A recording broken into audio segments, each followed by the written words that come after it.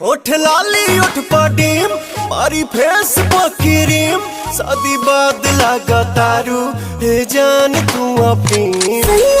सेवा करे से जिया करना दूध पी हवे प्रोटीन मिला करना तबे भइल बा कमरिया मोर चाह करना तबे भइल बा कमरिया मोर चाह करना